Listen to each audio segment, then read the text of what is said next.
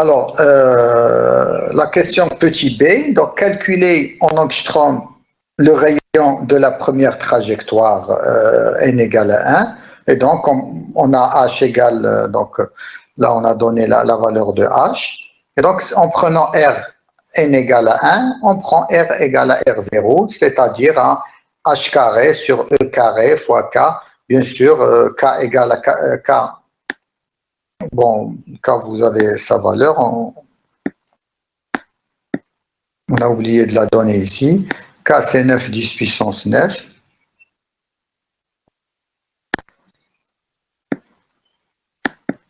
Donc, pour le calcul,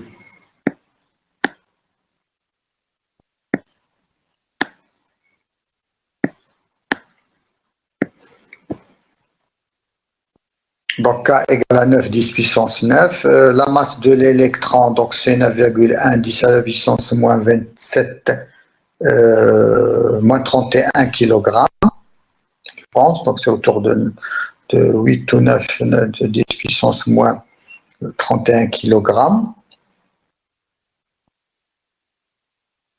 Et quoi d'autre?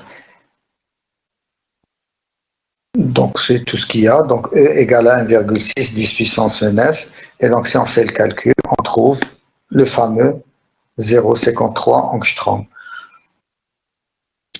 Alors, je vérifie juste que dans l'énoncé de l'exercice, on vous a donné donc ces valeurs-là. Sinon, je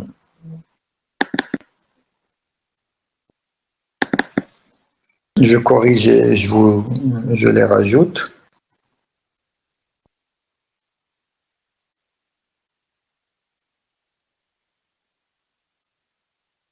Ils n'y sont pas, donc je pensais à corriger, à les rajouter sur la série d'exercices. Et donc, on obtient, avec les valeurs donc, de H, de E, de K, d'accord?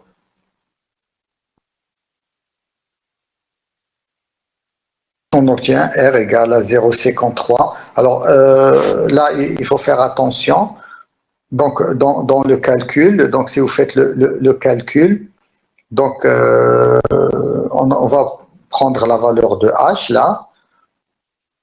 On va prendre E carré, donc c'est 1,6 10 moins 19, le tout au carré. K, c'est 9 10 puissance 9, on va prendre la masse. Et donc là, on va obtenir un R qui est en mètres. D'accord? Et donc, le calcul, normalement, il va nous donner R0 égale à 0,53.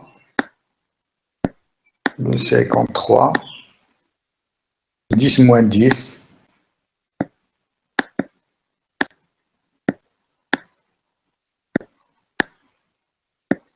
Donc 10 à la puissance moins 10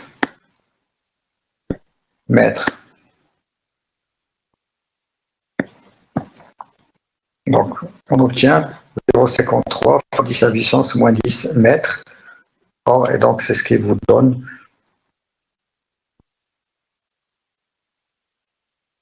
0,53 angstrom, puisque un angstrom, c'est 10 à la puissance moins 10 mètres. Bien, alors, après, donc, une fois qu'on a ça, donc on peut calculer beaucoup de choses. Par exemple, on peut calculer la vitesse de l'électron. D'accord, ainsi que sa vitesse angulaire. Donc, vous amusez. Donc, la vitesse de l'électron, on peut la calculer une fois qu'on a R. Donc, V0 égale à E fois la racine de K sur M fois R0. Donc, V0, c'est tout simplement E multiplié par la racine, ou bien on peut la calculer. Bon, la racine de K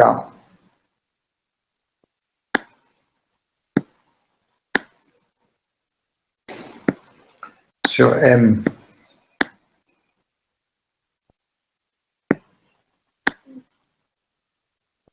R0. Bien sûr que la racine, elle est sur tout. D'accord, et donc on prend les valeurs de K, de M et de R0. Donc R0, on l'a déjà calculé, et de E. Et donc on trouve V0 égale à 2,2 fois 10 à la puissance 6 mètres par seconde.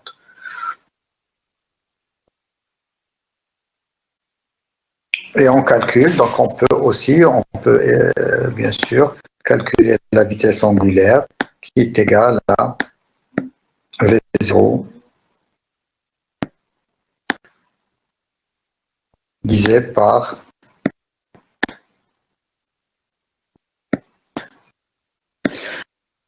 R0. Donc on va trouver la valeur en prenant bien évidemment le mètre.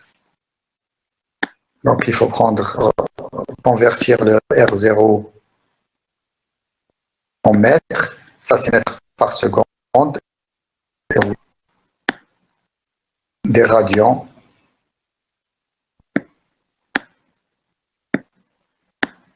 par seconde.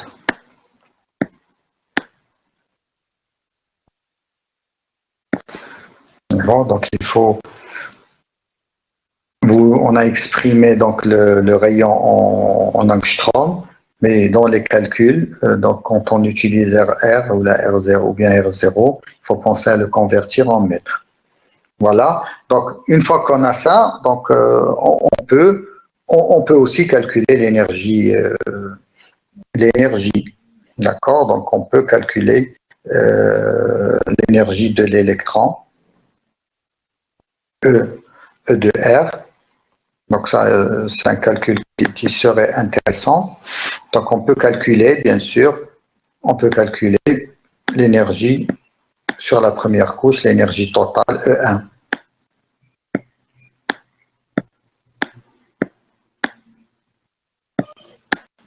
Alors E1, c'est tout simplement moins, il y a K. Alors K, on va dire que c'est 9 fois 10 à la puissance 9.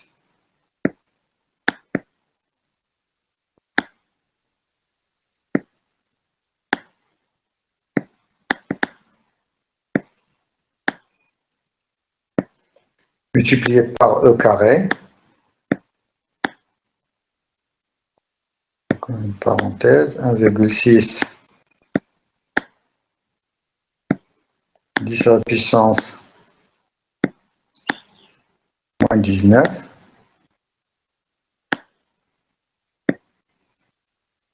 10 à la puissance moins 38, parce que c'est au carré, et divisé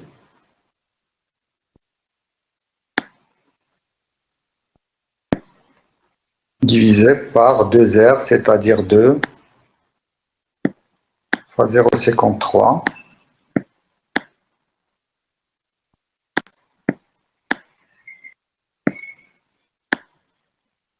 Il ne faut pas oublier de convertir en mètres, c'est-à-dire 10 à la puissance moins 10.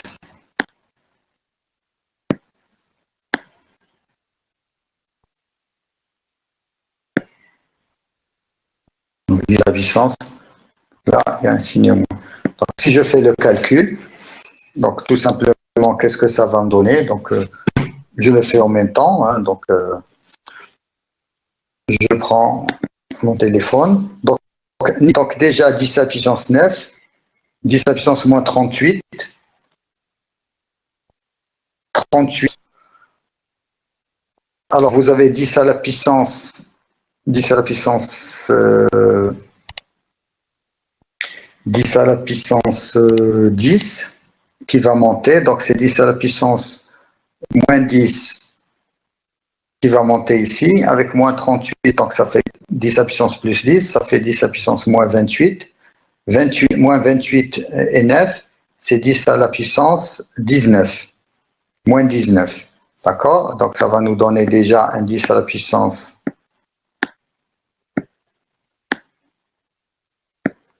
moins 19. Voilà.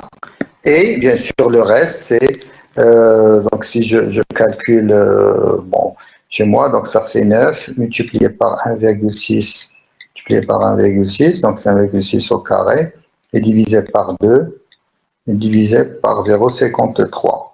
Donc ça me fait 21,7, 10 à la puissance, donc 21,7 multiplié par 10 à la puissance moins 19. D'accord? Alors, bien sûr, l'unité, c'est des joules. Donc, ça, c'est important. On a tout utilisé dans le système international.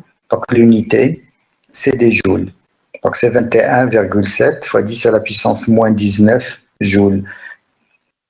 Alors, si je veux, donc on a dit qu'un électron-volt, donc un électron-volt est égal à 1,6 fois 10 à la puissance moins 19 joules.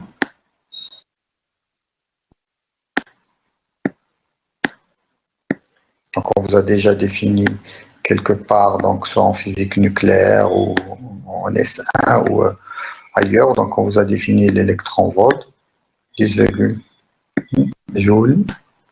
Bien, et donc je divise ça 21,7 et donc par 1,6, donc je divise 21,7 par 1,6 et donc ça me donne à peu près exactement 13,58 et donc électron-volt. Et donc ça fait à peu près ce qu'on obtient, une énergie, donc il y a un signe moins, bon, il y a le moins, donc c'est moins, donc l'énergie est égale à moins 13,6